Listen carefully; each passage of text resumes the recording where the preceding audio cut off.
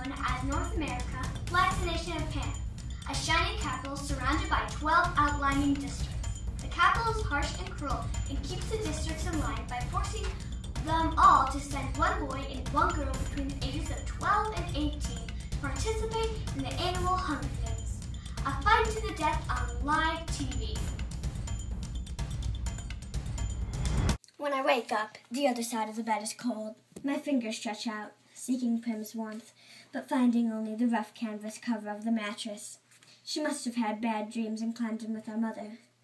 Of course she did. This is the day of the reaping. I see my little sister Prim, curled up on her side, cocooned into my mother's body, their cheeks pressed together.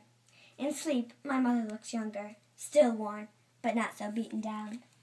Prim's face is as fresh as a raindrop, as lovely as the primrose for which she was named. My mother was very beautiful once, too. Or so they tell me. Get away, stupid Buttercup. I can still drown you. Katniss, where are you going?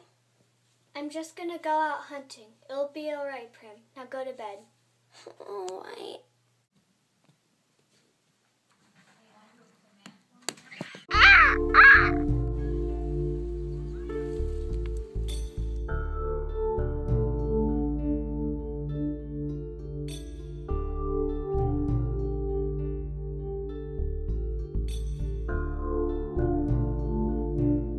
These are the boundaries of the district. They're supposed to be electrocuted at all time, but usually I can just slip through. Gale will probably be here. I've arranged to meet him at our usual spot. I met Gale a long time ago when, after my father was blown up in a mining accident, and I was hunting in the woods because our family was almost starving. Before my father was blown to bits, he taught me how to make bow and arrows, and I saw one in the woods to use for hunting. I've hid my bow and arrows carefully in the woods, and so far, nothing bad has happened to them. Hey, Gale. Hey, Catnip. Look what I shot. My gosh, Gale, it's still warm. What did it cost you? Just a squirrel. Think the old man was feeling sentimental this morning. Even wished me luck. Well, we all feel a little closer today, don't we? I almost forgot. Happy Hunger Game. And may the odds be ever in your favor. Could you know, like, leave the district, run off, live in the woods? You and I, we could make it. If we didn't have so many kids. They're not our kids, of course, but they may as well be. Gale's 2 little brothers and a sister, and Prim. And you may as well throw in our mothers, too, because how would they live without us? Who would fill those mouths that are always asking for more?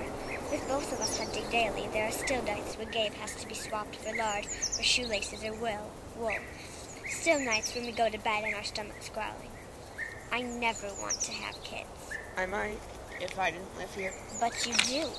Forget it. I'm gonna go get some berries for Madge. I always bring her some. I've got the berries. Let's head back. We gotta get ready for the reaping. Hello, Madge. Madge is the mayor's daughter. She's in my year at school. Being the mayor's daughter, you'd expect her to be a snob, but she's all right. She just keeps to herself, like me.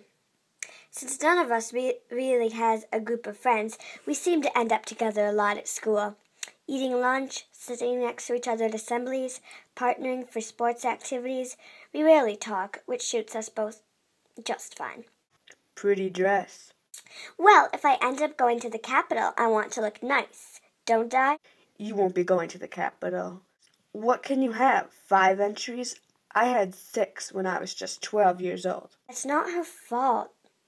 No, it's no one's fault. Just the way it is. Good luck, Katniss. You too. We walked toward the seam in silence. I don't like that Gale took a dig at Madge, but he's right, of course.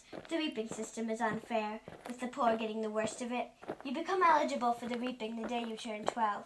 That year, your name is entered once, at 13 twice, and so on until you reach the age of 18, the final year of eligibility, when your name goes into the pool 7 times.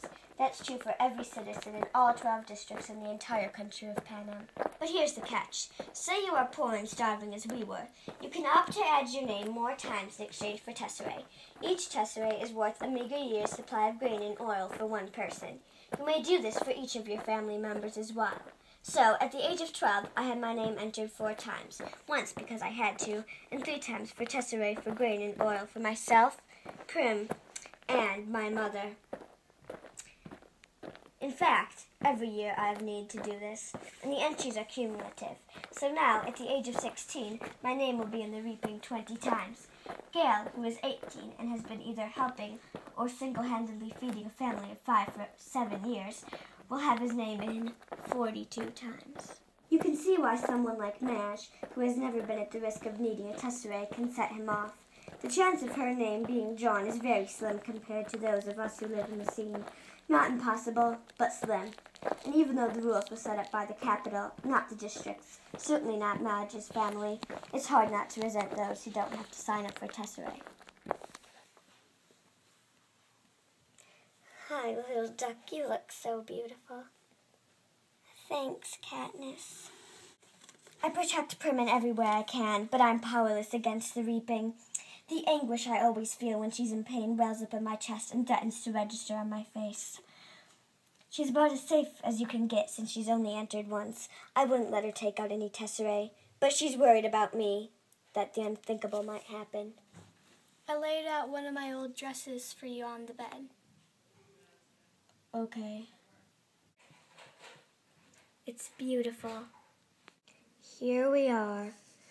I'm going to go stand over by the other adults until the reaping starts. Katniss, I don't wanna. It'll be all right, Prim. Just go over by the other 12-year-olds, okay? It'll be all right, little duck. I'm scared.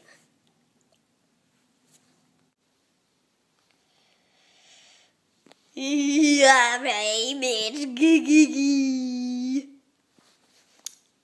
it's almost time for the reaping.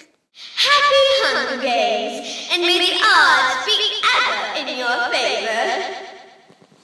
We trinket. Welcome. The time has come to select one young, courageous man and woman for the honor of representing District 12 in the 74th Annual Hunger Games. Ladies first. Primrose Everdeen.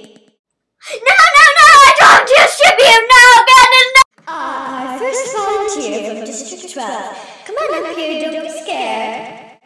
Well, bravo! That's the spirit of the games. What's your name, dear? Katniss Everdeen. I bet my buttons that was your sister. Don't want her to steal all the glory, do you? Come on, everybody. Let's give a round of applause to our newest tribute. To the everlasting credit of District 12. Not one person claps. Not even the ones holding the betting slips, the ones who are usually beyond caring. Possibly because they knew me from the Hob, or knew my father, or have encountered Prim, who no one can help loving. Instead of acknowledging applause, I can stand there unmoving while they take part in the boldest form of dissent they can manage, silence, which says we do not agree, we do not condone, all of this is wrong. Then something unexpected happens.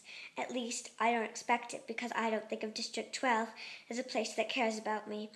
But a shift has occurred since I stepped up to take Prim's place, and now it seems I've become someone precious.